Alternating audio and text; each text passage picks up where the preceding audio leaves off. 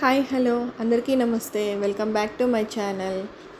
ఈరోజు నేను మీకు క్యాప్సికమ్ టమాటా కర్రీ చేసి చూపిస్తాను. చాలా సింపుల్గా చేసుకోవచ్చు ఈ కర్రీ.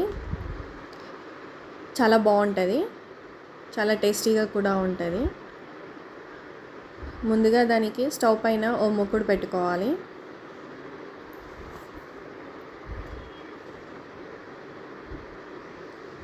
అది వేడైన తర్వాత అందులో 3 స్పూన్ల ఆయిల్ వేసుకోవాలి.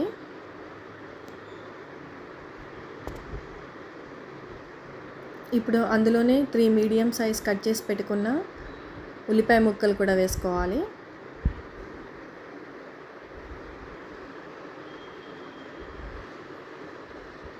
అలా ఒకసారి కలుపుకొని ఉల్లిగడ్డ ముక్కలు ట్రాన్స్పరెంట్ అయ్యేలాగా కలుపుకోవాలి.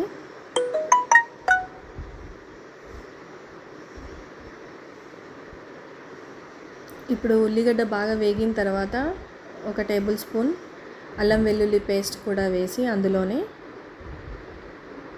బాగా మిక్స్ చేసుకోవాలి. ఇప్పుడు 1/2 స్పూన్ పసుపు కూడా వేసుకొని కలుపుకోవాలి.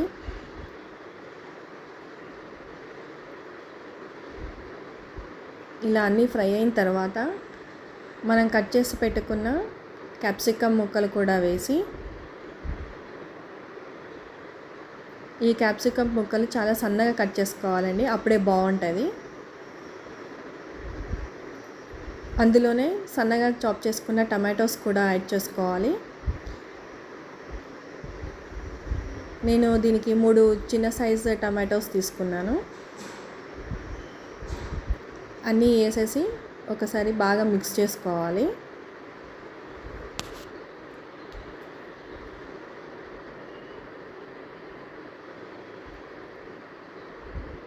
ఇలా అన్నీ బాగా మిక్స్ చేసుకొని తర్వాత పైన మూత పెట్టేసి మగ్గనివ్వాలి. మీడియం సైజ్ మంట మీద మగ్గిస్తూ అప్పుడప్పుడు కలుపుతూ ఉండాలి, లేదంటే మాడిపోతుంటవి.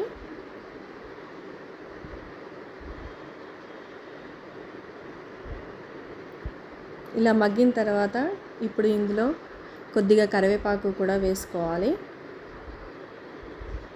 ఇందులోనే ఉప్పు, మీ రుచికి తగినంత ఉప్పు,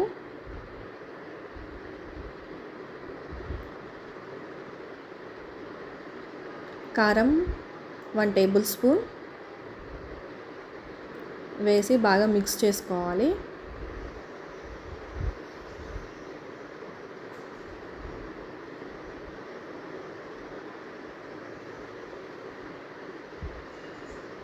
ఇది ఇంకా బాగా దగ్గరికి రావాలండి, అందుకోసం మళ్ళీ మూత పెట్టి మగ్గిద్దాము.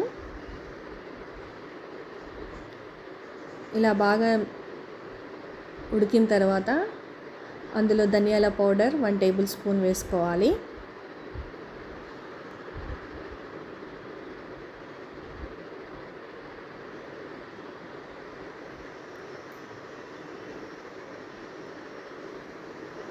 ఇప్పుడు ఇందులోనే కట్ చేసి పెట్టుకున్న కొత్తిమీర కూడా యాడ్ చేసుకోవాలి.